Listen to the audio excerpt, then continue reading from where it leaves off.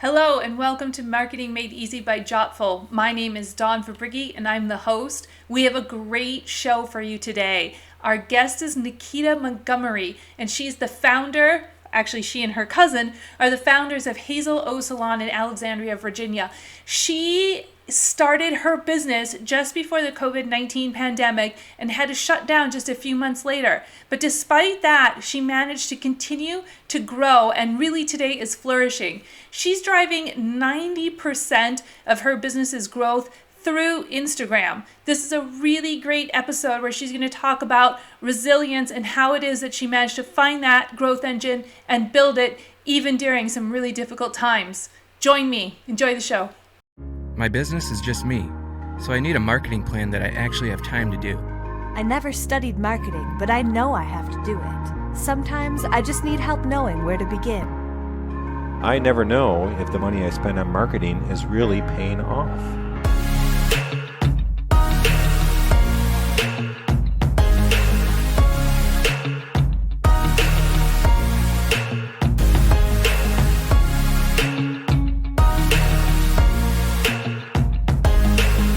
Welcome to Jottful's Marketing Made Easy. I'm Dawn Verbrigghe, Jottful's CEO, two-time entrepreneur, former business school professor, and the one with the marketing experience.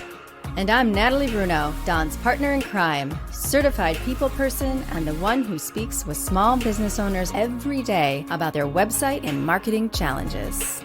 We're here to have practical and fun conversations with people who know a thing or two or three about how to get more customers for your business.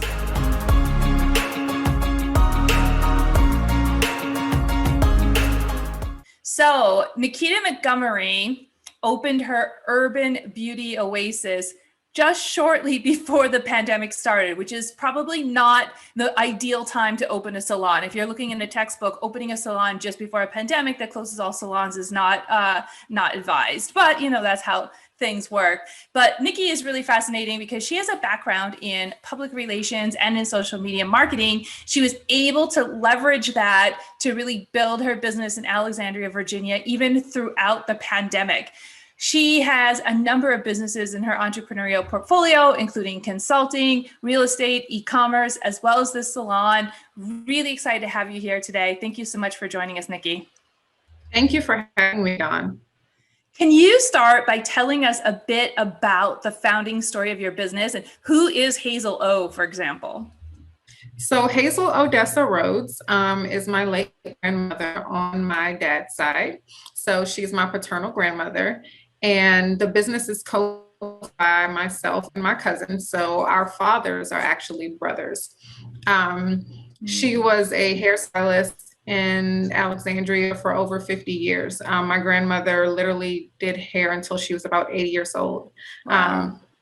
So my cousin and I, we both have entrepreneurial backgrounds that have not much to do with what our expertise is outside of, running a business. She's in IT and, security overseas.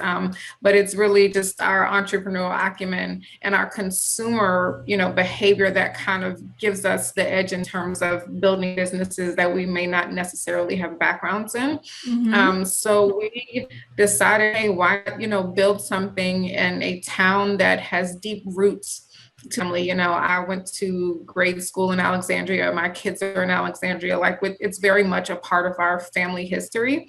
So we came up with the idea in January of 2019, and by September we were opening.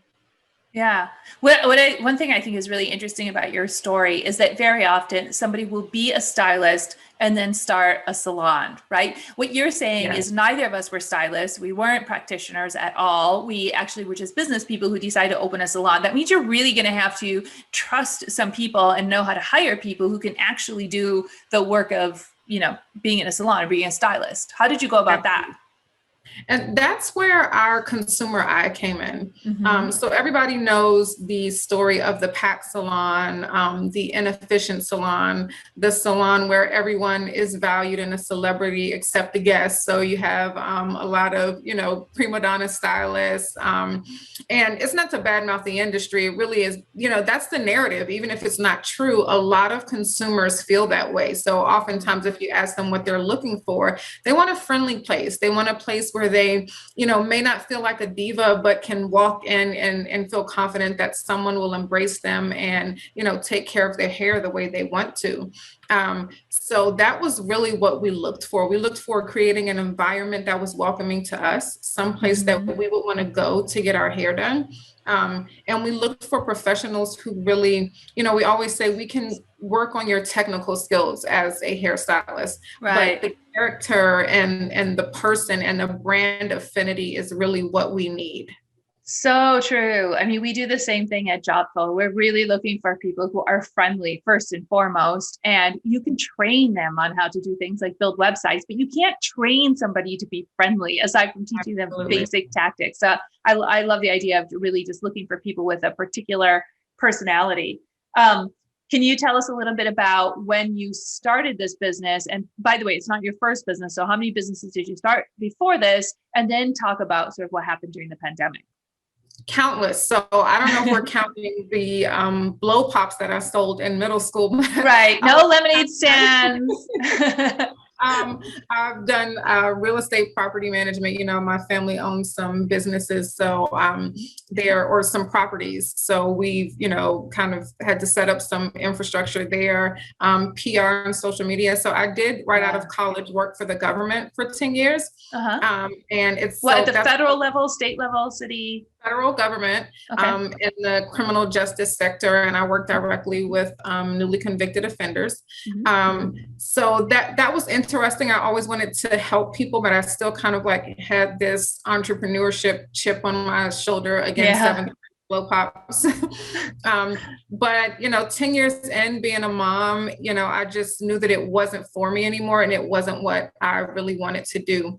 So I resigned, and I've always been an excellent writer. So I used those skills to do some copy editing, some freelance, copy for a lot of entrepreneurs. And that rolled over into consulting because they wanted me to copy for their websites, but because of just how I think, it quickly turned into strategy. Right. So I started consulting small businesses. Then I started doing events because I like experiences. So that turned into PR and marketing, and everything just kind of snowballed from there. It's great because as I interview more and more people for this podcast, I hear the same things over and over again. I'm from a family of entrepreneurs. I grew up with business owners in my family. And also I was looking for a change. So I started a side gig, and the next thing I know, it becomes my full-time job, right? Those are two things that we hear consistently from the business owners we speak to. So really interesting to hear them from you as well. So when did you start Hazel O Salon?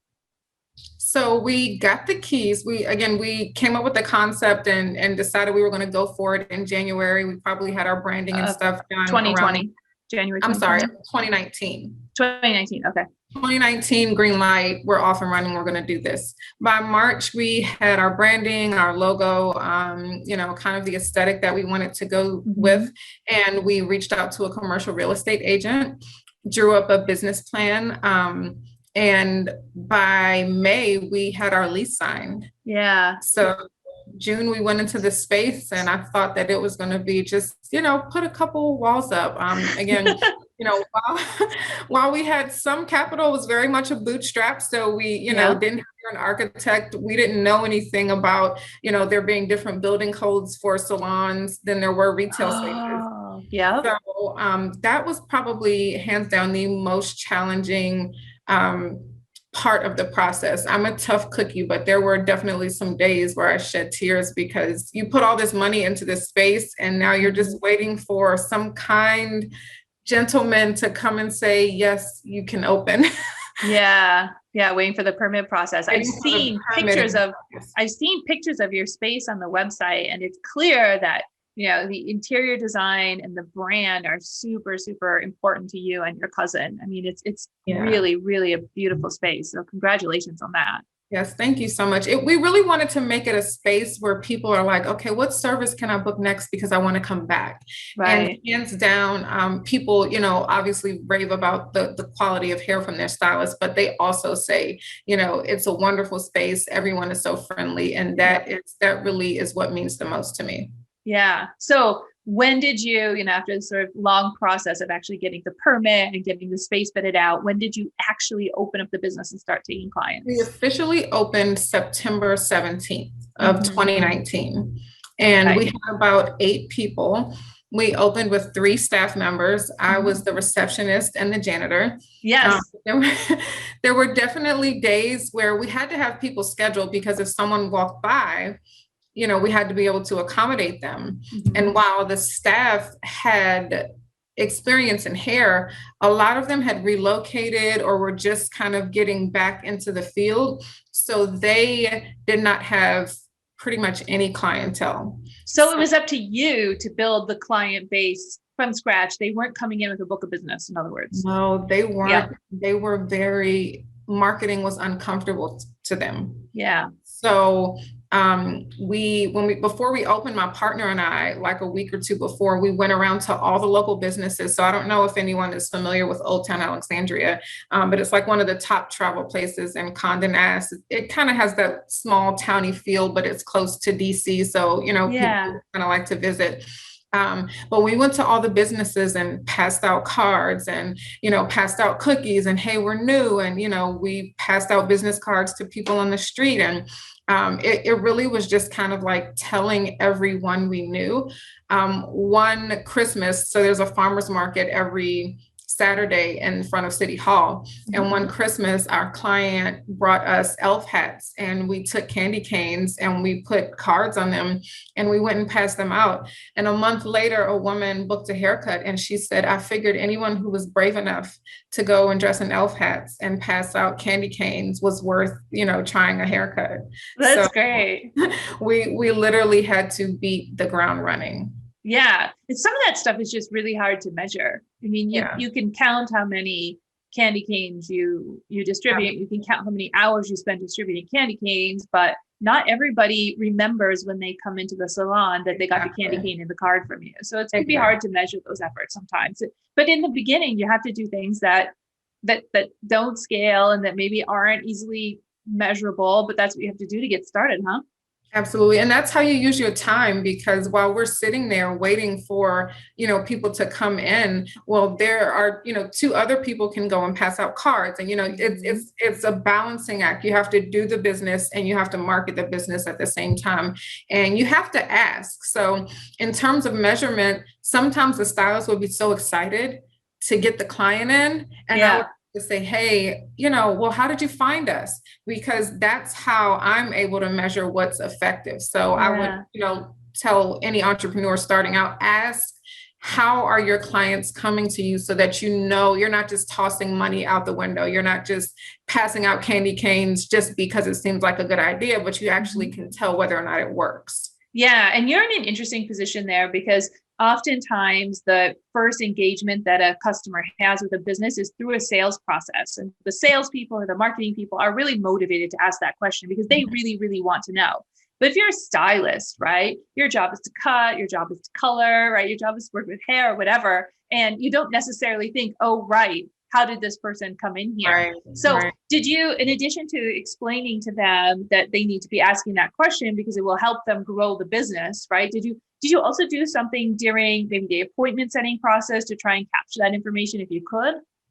Well, if people would call, we would ask as well. Yeah. You want to ask without seeming so like, oh, we never get clients. Right. You don't want to seem desperate. Like, oh my gosh, where did you come from? I know. So sometimes even now we'll say, thank you for booking. We're excited to meet you. By the way, how did you hear about us?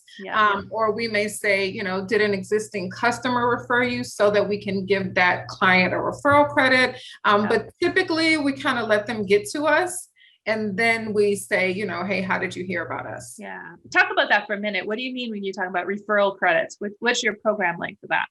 So if someone refers someone to us, we will typically give them and their the person they refer some sort of, I don't want to say small as in it's not significant, but it does, make a difference because it could be the tip that they were going to leave, $10, $15 off, a treatment. We've done larger bonuses, even free services for people who have referred, 3 and 4 people, because people, that really is the highest compliment. Yeah. I tell people about things that I'm like, no, you have to go here. You have to taste this, or you have to try this. So when someone trusts us enough to say, you should, or to tell their friend, you should leave your hairstylist and come try mine, we don't take that lightly at all. Yeah. Yeah. It is a big thing for somebody to switch a hairstylist too. So that kind of referral program is actually called a double-sided referral program, because you're actually rewarding both parties, the person who makes the referral, as well as the new customer who comes in on the referral. We actually do the same thing at Jottful. So if somebody makes a referral, we give them a $50 gift card. It's like a bunch of places they could spend it, Delta Airlines, Amazon, whatever. And the new customer coming in gets their first month for free. And there's just a lot of research that shows that kind of double-sided program where you're rewarding both parties is really beneficial, because it often used to be that, only the person who made the referral was getting rewarded. But the thing is, most people are making the referrals because they really, really like your product, and they get a lot of satisfaction in helping other people discover it. So, while it's nice to reward them, the truth is, like, they're happier if they can actually refer to somebody and have that person get a benefit too, right? Absolutely. Like a month free, or in your case, a discount on the service. Makes total sense. So you have a background in PR and social media, and this really started to come into play because, of course, you were open for maybe 5-6 months when all of a sudden you had to close for the pandemic. And what was the closure like? Was it 100% closure, or how long did you have to close? So it was 100% closure. So March 23rd, we were notified that we had to close indefinitely. Yeah. And initially, I don't know that we all, and when I say we all, I mean the country, the world, realized the severity, because I honestly didn't even think that we were going to have to close. Mm-hmm. So when it became apparent that we would, it was like, oh, wow. And at that point, we were just getting our footing. We were just consistent weekly clients. We weren't like booked to the max. We weren't even really 50% booked, but we began to see some momentum, and that was a huge deal. Yeah. Especially a huge deal when you're bootstrapping and having to pay the rent with cash out of your pocket. It's like, are we going to have to start this wheel all over again when we open up? And we just didn't know. So I learned early on, and this is just another tidbit for entrepreneurs, like identify what your children's strengths are, and where, if they're going to continue that entrepreneurship legacy, because my mom was big on reading and writing. And I didn't go to school for PR, but I learned how to communicate with people. And I was good at it because I had that strong foundation in reading and writing. Mm-hmm. So when I resigned from my job, and I had been doing all of the copy editing for people and doing things for people's websites, and I got the opportunity to work on like a huge festival, under another PR contractor, it was like second nature. She was very well versed and had worked with athletes, and she was like, no, you get it. And it was really just my communication. Mm-hmm. So I say all that to say, during the pandemic, a lot of people just stopped talking. And when I say stop talking, and this often happens, it happens with social injustices or, things like the pandemic, like people don't know what to say, so they don't say anything. And that could really be the death of your business, because then you leave people with questions like, well, are they still open? What's happening? Did they close? Did they fire people? So we had to constantly say, hey, this is unfortunate. We're still here. We're hoping you guys are staying safe. This is what we're doing with our staff. This is how you can support us. We put in little fun things, just jokes about funny things, because we all needed jokes at that time. We were all And we got practice in doing that because again, we were bootstrapping. So in the beginning, when we didn't have clients, the stylist would do mannequins and we would turn them a certain way so that it looked like someone's hair. I love that story, by the way, because that's exactly what you do when you're first starting, right? You didn't have clients, hairstyles to show. So you took photos of mannequins and posted those on social media. I think it's brilliant. Absolutely. And if you think about how you can do it kind of like on a smaller scale, it's like if you're first getting into graphic design or web design and you do something for your little sister who is starting a hat making business. It's like, oh, I had fun partnering with such and such business to build this website. Well, in actuality, you did it for free and it's your little sister. But at the end of the day, we can still see the outcome and no one will ever know, I don't think anyone knows that some of those were mannequins, and it actually ended up being a challenge. There's a huge award show. It's national. I mean, the sponsors have like over 1 million followers, and they actually did a challenge for who could style the best mannequin. So, it obviously we weren't the only ones doing it. Yeah, that's what they did during the pandemic. Yes. Yeah. Yeah. I think it's really interesting. Your point about how you have to keep talking and not just become silent. So during a pandemic, when you're closed and you don't have that kind of natural content, right? Clients coming in, hairstyles, events happening, all that kind of stuff. You have to think of new content, right? You have to think of new ways to keep touching your clients. And you have obviously successfully done that, because if we fast forward a little bit, 90% of your business now, if this is still true, is coming from Instagram. Is that right? Yes. Amazing.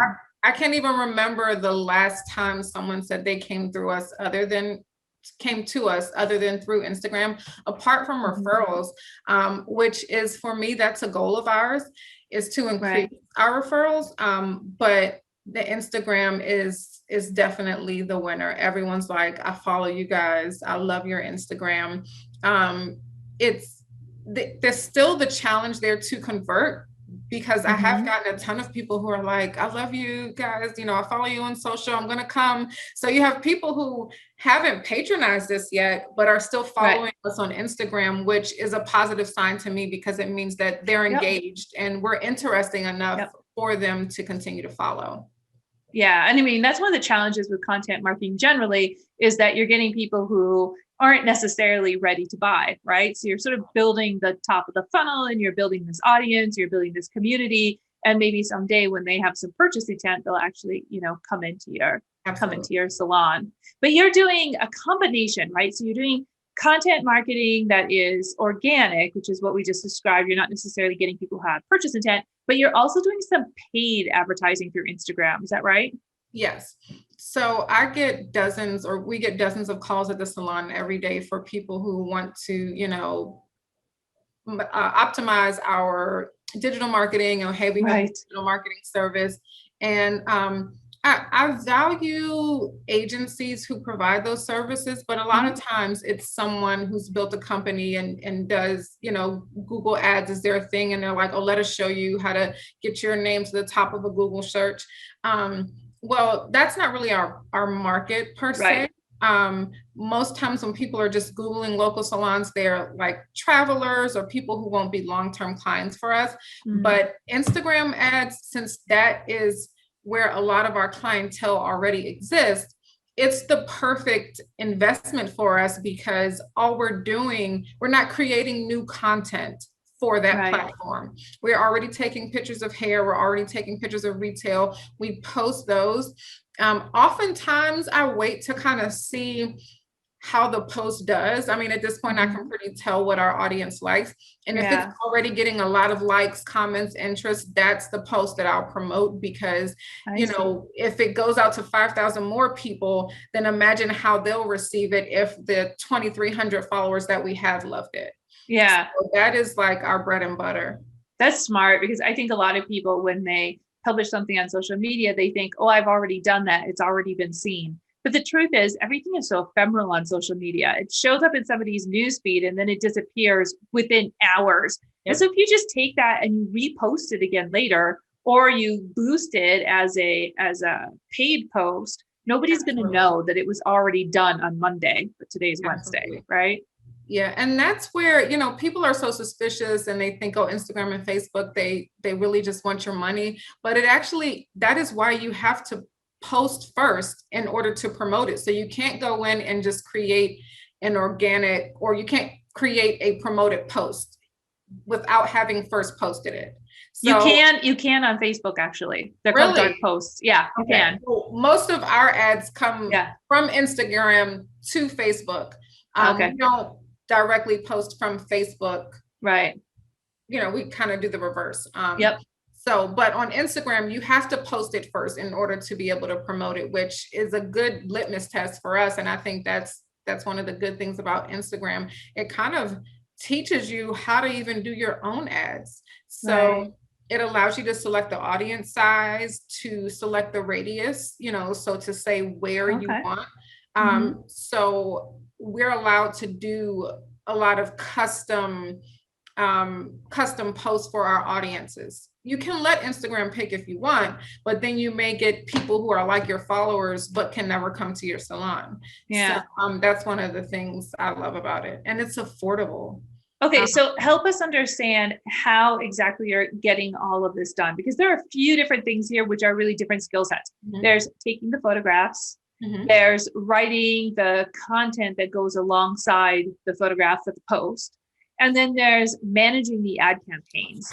Those are three pretty different skill sets, and it's not easy to find people who are good in all three, although, it can be done. But who is doing that for you? And what is your sort of frequency? What's your cadence like for producing this kind of content?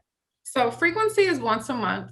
Again, bootstrapping, we're doing great now. But I still kind of try to minimize that, our budget, whichever way we can, because we're only in our second year of business. Wait, you're not doing one post a month. We're doing one post a month. One paid post? No, I'm sorry. One promoted post per month. Yes. One promoted post per month. Okay. And then how many organic posts do you do in a month?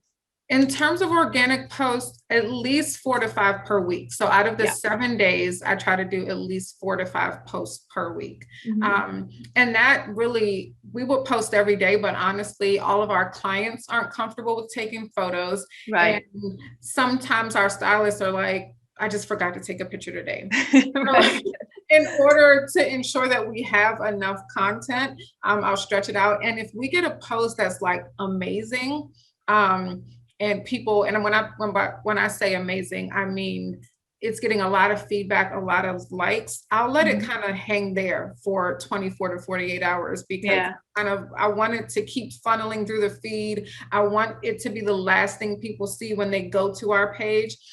So at least 4 to 5 times per week. So in terms of who is taking the photos, most of the product photos I would take. The hair photos, I allow the stylist to take because that's their area of expertise. And are there some stylists that are more comfortable taking photos or just frankly take better photos than others? Yes, but actually a lot of them have learned. So some of them came in uncomfortable taking photos and they quickly adjusted because it's their work and they want it to be captured properly. So they're like, if you put it in this light, the blonde doesn't, quite show up as well. So let's do it this way. We have a ring light. We try to equip them with everything possible to take the best photos. The content, that's my area of expertise. I'm a writer. I love language and communication. So I'm always in for the captions. And in terms of the ad, that's me as well. And the one thing I like about Instagram is I don't really have to manage it. And now that I've set up these independent profiles, so you can set up like curly customers or color customers. So now when I go back in to post a picture of a curly hair girl, I can just select that this post is for this audience because I've already preset it in Instagram. So how do you know which members of your audience like posts with curly hair, for example? Well, I don't know which members. In Instagram, when you go to set up a promoted post, you can customize the funnels or filters, if you will. So I can say women ages 17 to 25. And then you can go down and say interested in beauty, skincare, hair coloring, And then you can go down and say in a 10-mile radius. Yeah. And that is kind of where just sociology comes into play, because demographics, in these zip codes, the typical client kind of goes for this look, in certain populations, they may be more apt to get a root cover and not a full like highlight. So that's where that knowledge kind of okay. So it's not like it's an interest or something in Instagram. It's that what age group might be more, for example, what age group or what gender are going to be interested in certain kinds of things. Yes. And so like we know extensions may be a big thing 20 miles for us. So if I have a post with extensions, I may set that parameter to go to people who live in that zip code. Yeah. Super smart. So that's where you are today. Obviously you figured out Instagram pretty quickly, because when did you reopen after the pandemic? In May. Okay. So between May and now, which is basically a year, you managed to figure out that that's going to be your growth engine. It's now driving 90% of your client base. What other things did you try that just didn't work? I know you said you tried maybe some networking organizations like Chamber of Commerce, right? Yes. So the Chamber of Commerce, it has been great. I find that as a business owner, it's been more beneficial to me in making connections that can help sharpen my business acumen, not necessarily for clients. Right. I have had some people from the chamber come, so that is definitely a plus, but it's not like through a funnel like that, you're going to get 10, 15 new clients a month. It's not kind of that kind of setup. But it is still a good connection to have and that we maintain. We joined another organization that was kind of more retail focused. So we kind of quickly learned that business affiliation wasn't the best for us, just because we're not really retail focused. And it really relied a lot on sales and word of mouth and, having a, say, sidewalk sale where everyone gets 20% off. Well, we don't have that kind of business operation. We did initially, and you may find this funny, hire a publicist just because I was working in the business. So it was hard for me to then pitch to publications and news stations and things like that. So we initially hired a publicist, but that didn't turn out the best for us as well. Why do you think that is? Because I think a lot of business owners struggle with whether or not to hire a publicist or somebody to help them out with public relations. I think that one thing that I've found in PR is that people cannot create press for you. Yeah. So you have to be interesting enough to create some buzz. So just because you hire a publicist doesn't mean that you are going to get seen. I will also say that the publicist that we initially got was more of an entertainment publicist. So they were used to kind of dealing with actors and singers and booking opportunities like that. And we were a small business. So if you're going to hire someone, even, for PR or just to help you with your marketing, make sure they have expertise in your actual type of business. We were interesting enough in that we had legacy. And one of the things that stood out is that we're in a predominantly majority area. So there were ethnicities who literally, there was no hair salon in the area who could do their hair. And we literally had people walk into the salon and express that they were turned away from other places because there was no available service option to them. Right. So we were very adamant. And that was one of the things that kind of drove us. It's like we kind of grew up in this area, but a lot of people were having to go within the outskirts to get their hair done. So one thing you'll find about our salon is very intercultural. Like people look at our feet and they're like, so what kind of hair do you do? All kinds. Yeah, they're not used to seeing, a bridge in the form of a beauty salon where people of all ethnicities are able to come and get their hair done. And it's really so true. Yeah, you don't see it. And it's on both sides. Some of our relatives and friends, they were like, so you're opening a salon and you're going to do European hair and, Yeah. African American hair. And we're like, yep. And Yeah. they didn't understand it because it's not common. Yeah. So I think when we did begin to get press, that was one of the things that really allowed us to stand out, along with the fact that we actually stayed open after the pandemic. Yeah. Really smart of you to sort of find those things that you can use as stories, right? Here's a business that was new before the pandemic, but survived the pandemic. Here's a business that is unique in its industry because, there are people who do certain types of ethnicities of hair, but here's a business that can handle all of it, right? Like, I think your point is really well taken. Like, a publicist is not a miracle worker. They're not suddenly going to be able to go out and conjure up stories for you. You have to feed them the stories, and where they can really help is that they'll have connections with journalists, and they can just stay on them, and they'll know how to take your story and craft it into a pitch that is appealing to a journalist and can deliver the journalists what they need, which is good content for their audience, right? Absolutely.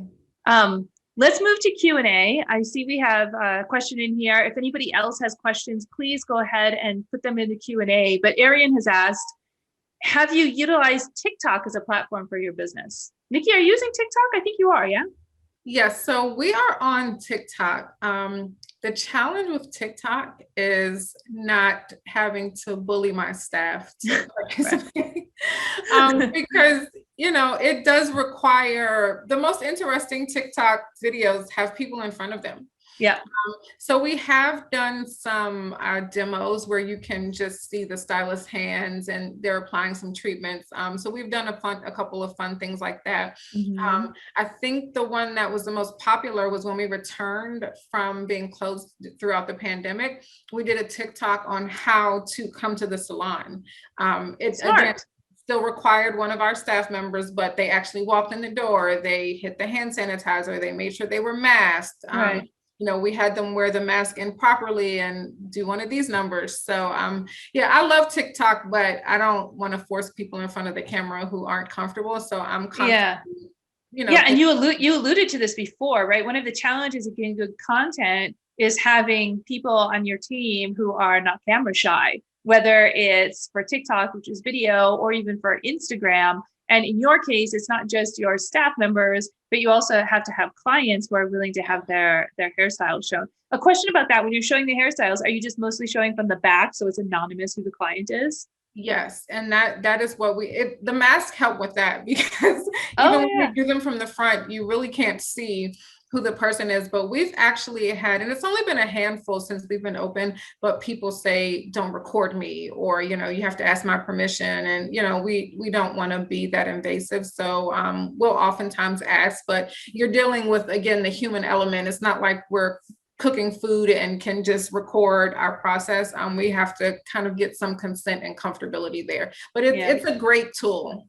Yeah. One thing we do at Jottful, whenever we launch a new customer, we publish a post on LinkedIn that shows the website that we just launched, and we talk about the customer's business and what they do for their own customers, and we mention them, so we're tagging them, and we find that our customers will just share those posts often. Do you ever do that with your clients? Do they ever want you to mention who they are? Do they share those posts with their friends?